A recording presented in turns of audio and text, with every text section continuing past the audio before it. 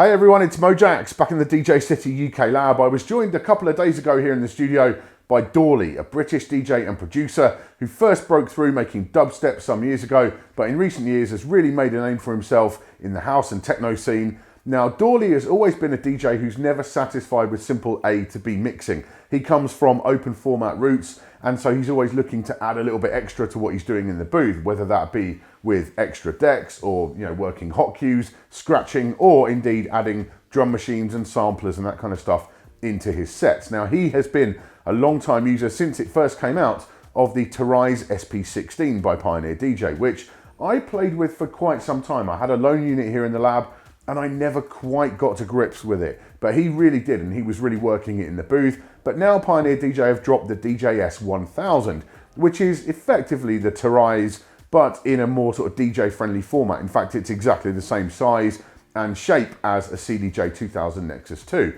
So I got him to show us around that, and then I'll give you some of my thoughts at the end. Let's get to it.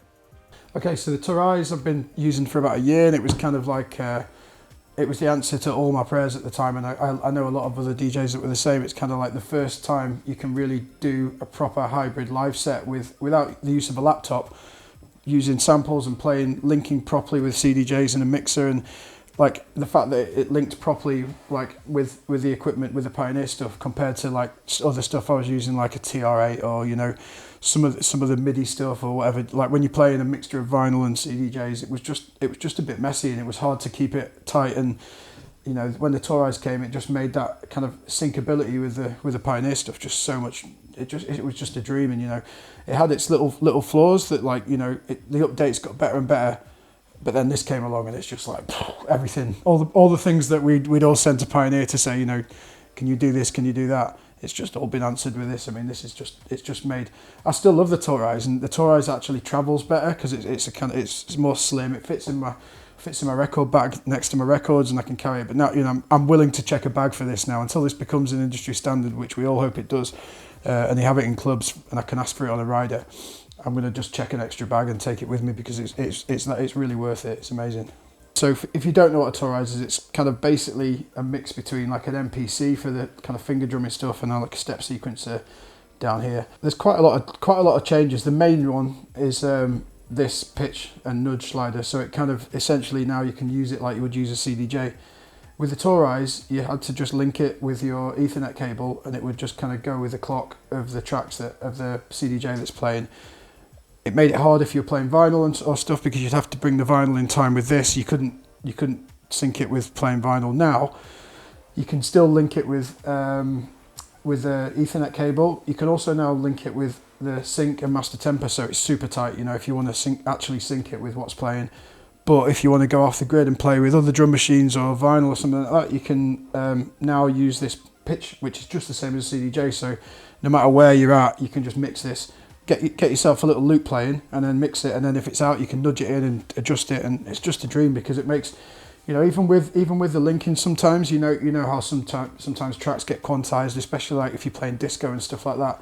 It's never quite. It can be sometimes a little bit off, and then if this just thinks it's locked into a certain grid, then you're relying on a computer where you really shouldn't be doing that. If it's out, you need to be able to adjust it and go with the flow. So, and again, if you want to do something a bit off the cuff with your sampling, if you're playing some kind of like live kind of piano scales or something like this, which you can mess around with you can adjust it in and out with this, and it just makes it a lot more like an instrument than it was before having this capability.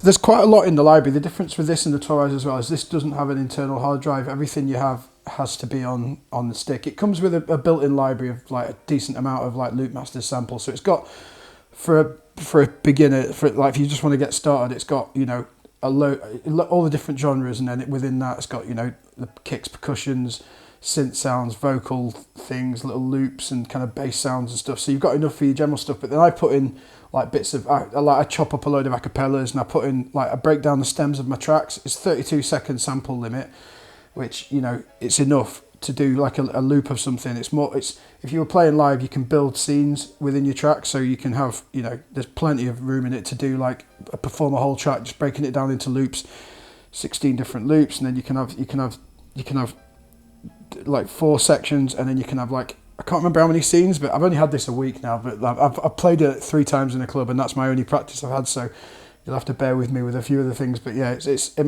plenty enough. I tend to put in, I'll just chop up acapellas that I use a lot in my sets, or, you know, I'll make little bits from my tracks. I'll take like little bass stabs or whatever, or, you know, I'll just it's nice to have. I tend to use the bottom as like for my kind of reference. If I'm mixing with another track, I'll have a kick, clap, hat, snare. Well, there's no snare there, but, you know, I usually a kick, clap, hat and snare, or a ride or something, just to kind of get a groove going along. So like if you look at the BPM there, as you turn the BPM, took the master on there, as you turn the BPM goes up and down on here, it goes up and down there, going the same exact same thing. So you know when you hit it, it's gonna, as long as you've hit play. So there was something already loaded there, and it should be pretty much bang on. It's not, you can nudge it. Oh, that was a beat from there, but yeah. So it's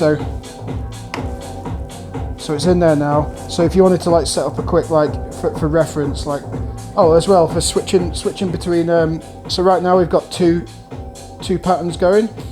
It's 2 bars, so you can change that to, again, bear with me, but this is the same as the TORAIZ. So shift pattern length, and you can change whether it's like 1, 2, 3 or 4 bars. So we'll stick with 1 there to keep it simple for reference, and then yeah, just put in a like kick to go along with it. So select the kick,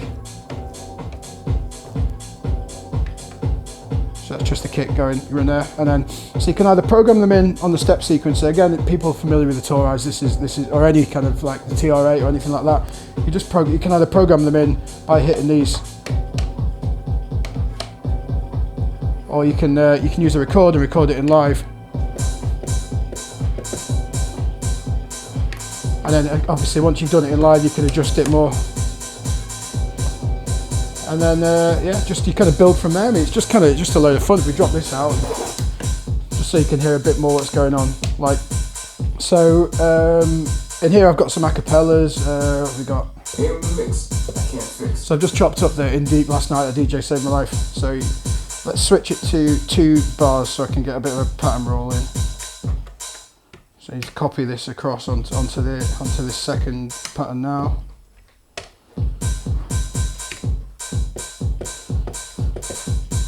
So we've got a nice little 2-bar pattern going on there. So I'll just do like using these bass notes, I'll make like a little pattern.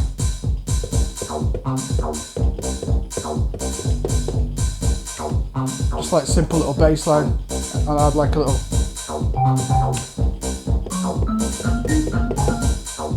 Don't really know what that is, but like.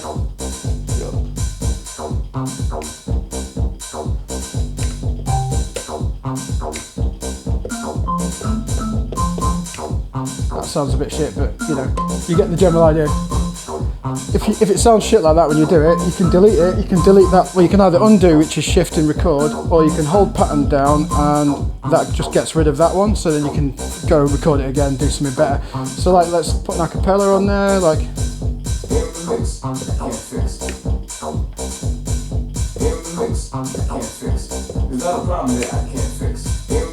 it's just got a nice little.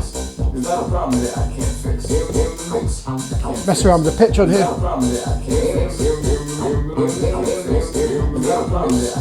So then you got the repeat thing, which kind of does like a beat repeat and increments on.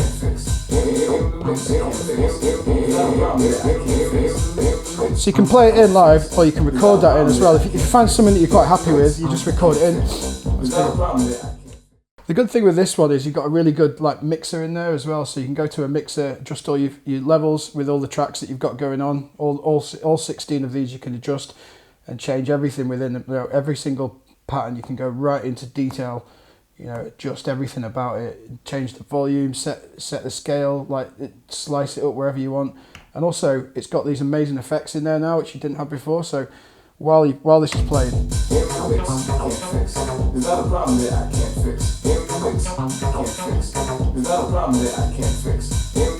So we can choose effects, and we can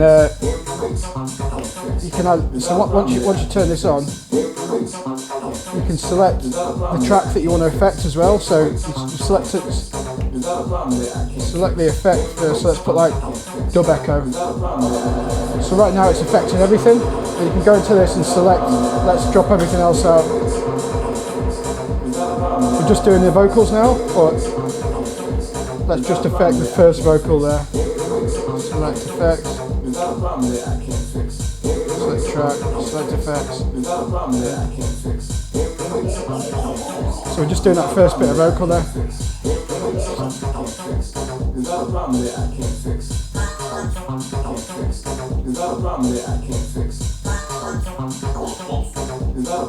Yeah, it's just loads of fun. Just sit down and have a mess around, and something generally pretty fun comes out of it. Just jamming on with what you're playing, and it can do it with vinyl. When you're playing with vinyl, you just mix it like you would any other track. Get your loop going, and just take your beats out so it's not clashing with anything, and just go to this scale thing's just like you kind of can't go wrong with it. It's amazing.